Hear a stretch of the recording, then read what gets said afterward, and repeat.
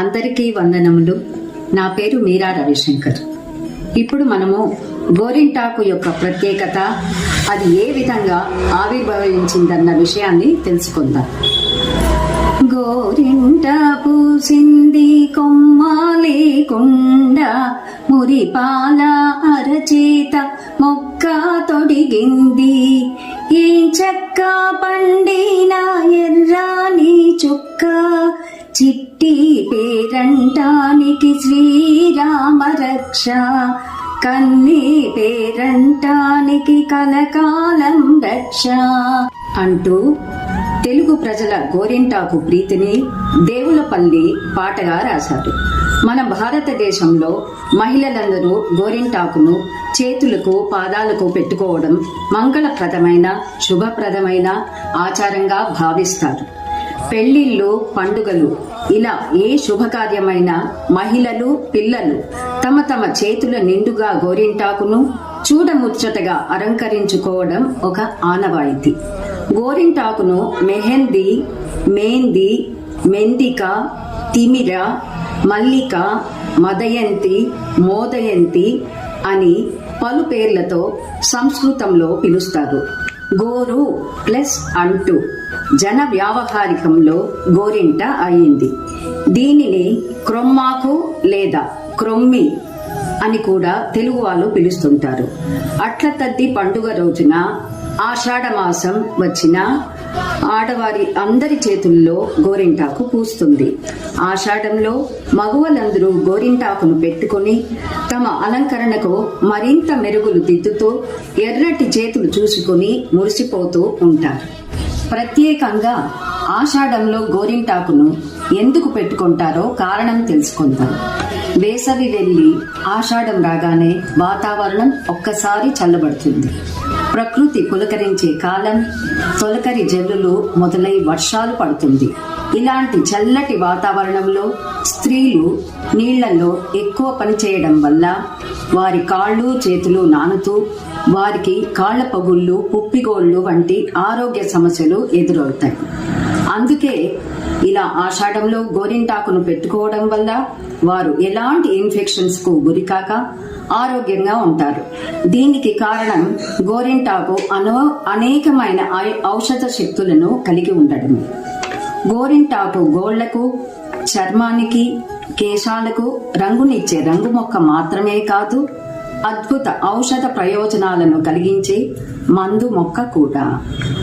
చర్మానికి ఎరుపు రంగుని, వెంట్రుక కుదుళ్లకు బలాన్నిచ్చి కేశాలకు నలుపు రంగుని, చర్మ రోగాలను పోగొట్టి చర్మానికి పోషణ కలిగించే శక్తి గోరింటాకు ఆకులకుంది. ఇక గోరింటాకు యొక్క ప్రత్యేకత ఎలా ఆవిర్భవించిందో ఇప్పుడు తెలుసుకుందాం. గోరింటాకు అసలు పేరు గౌరి ఇంటి ఆకు. గౌరీదేవి బాల్యంలో తన చెలులతో వనంలో ఆటలాడే సమయాన రజస్వల అవుతుంది. ఒక్క రక్తపు చుక్క నేలను తాకిన వెంటనే ఒక మొక్క పుడుతుంది. గౌరీదేవి ఆ మొక్క ఆకును తన చేత్తో తాకగా ఆమె వ్రేళ్లు ఎర్రబడుతుంది. అది చూచి గౌరీదేవి తండ్రి పర్వతరాజు బాధపడగా అప్పుడు పార్వతీదేవి, నాకేమీ బాధగా లేదు, పైగా నా చేయి చాలా అలంకారంగా ఉంది అని అంటుంది.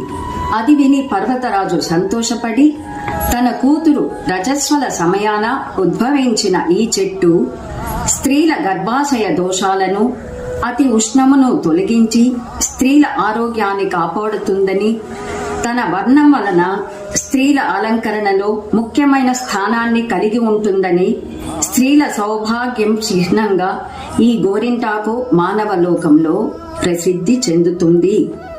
ఇదే ఈ చెట్టు జన్మకు సార్థకత అని చెబుతారు. ఈ విధంగా గోరింటాకు మొక్క భూమిపై పుట్టింది. గోరింటాకు ఎందుకింత ప్రాముఖ్యమైందంటే సీతమ్మ తల్లికి సంబంధించి దీనికి కూడా ఒక చిన్న కథ ఉంది. రావణాసురుణ్ణి సంహరించి శ్రీరాముడు సీతమ్మను రక్షించి తన వెంట తీసుకెళ్లేందుకు వచ్చినప్పుడు తల్లి ముఖములో సంతోషము వెల్లివిరిసింది. అప్పుడు సీతాదేవి రామునితో అశోకవనంలో తానున్నంత కాలం తన కష్టాలను, ప్రతిరోజు గోరింటాకు చెట్టుతో చెప్పుకొన్నానని, ఈ గోరింటాకు చెట్టుకు ఏదైనా మంచి చేయాలని కోరింది. సీతమ్మ గోరింటాకు చెట్టును ఒక వరం కోరుకోమంది. అందుకు గోరింటాకు చెట్టు, నాకు ఎలాంటి వరములు వద్దు, శ్రీరాముని రాకతో నీ మోము ఎంత సంతోషంగా కలకలలాడుతూ ఉందో అలానే లోకంలోని మహిళలందరూ సంతోషంగా ఉండాలని, ఆనందంగా నన్ను అలంకరించుకోవాలని కోరిందట. నిస్వార్థమైన గోరింటాకు కోరికను వినిన సీతమ్మ తల్లి మెచ్చి గోరింటాకు మొక్కకు ఒక వరం ఇచ్చింది. గోరింటాకు చెట్టును ఎవరు ప్రార్థించి వారి చేతులకు గోరింటాకును పెట్టుకుంటారో వారికి సుఖ సంతోషాలు, సకల సంపదలు చేకూరి వారి జీవితం ఆనందంగా ఉంటుందని వరం ఇచ్చింది. ఈ విధంగా గోరింటాకు సీతాదేవి కారణంగా ఎనలేని ప్రాముఖ్యతను పొందిందని పురాణాలు చెబుతున్నాయి. భారతీయుల వివాహ తంతుకు ఒక్కో దానికో ఒక్కో ప్రత్యేకత ఉంటుంది. పెళ్లి కుమార్తె పాదాలకు, చేతులకు గోరింటాకు పెట్టి అలంకరించడం భారతీయుల వివాహాల్లో అతి ముఖ్యమైన సంప్రదాయ ఘట్టం. ఉత్తరాదిన కొన్ని ప్రాంతాలలో వారి సాంప్రదాయం ప్రకారం పెళ్లి కుమారుని తరపువారు పెళ్లికి 2-3 రోజుల ముందు పెళ్లి కుమార్తెకు గోరింటాకు పంపేవారు. ప్రస్తుతం ఈ విధానాన్ని అందరూ మెహందీ పండుగగా చాలా అట్టహాసంగా ఇప్పుడు జరుపుకుంటున్నారు. వివాహ తంతులో మెహందీ పండుగ ఎందుకింత ప్రాధాన్యతను పొందిందంటే, గోరింటాకు మహాలక్ష్మితో సమానం. లక్ష్మీదేవికి ఎంతో ప్రీతిపాత్రమైంది. గోరింటాకును అలంకరించుకోవడంతో వధువరులకు మరియు వివాహంలో పాల్గొనే మహిళలందరికీ శ్రీ లక్ష్మీదేవి ఆశీస్సులు తప్పక లభిస్తుందనే విశ్వాసంతో ఈ మెహందీ వేడుకను వివాహాల్లో తప్పక జరుపుకుంటున్నారు. శుక్రవారం నాడు శ్రీ మహాలక్ష్మిని ప్రార్థించి మహిళలందరూ వారి చేతులను గోరింటాకుతో అలంకరించుకుంటే దేవి అనుగ్రహం తప్పక వారికి లభిస్తుందని పండితులు చెబుతున్నారు. మరి ఇంతటి ప్రాముఖ్యతను కలిగి ఉంది కాబట్టి గోరింటాకు మహిళల అలంకరణ సాధనాల్లో ఒక ప్రత్యేకమైన స్థానం ఉంది. గోరింటాకు గురించి ఇన్ని ముఖ్య విషయాలను తెలుసుకున్నారుగా, మరి ఇక మనందరం గోరింటాకు సందడిని ప్రారంభిద్దామా?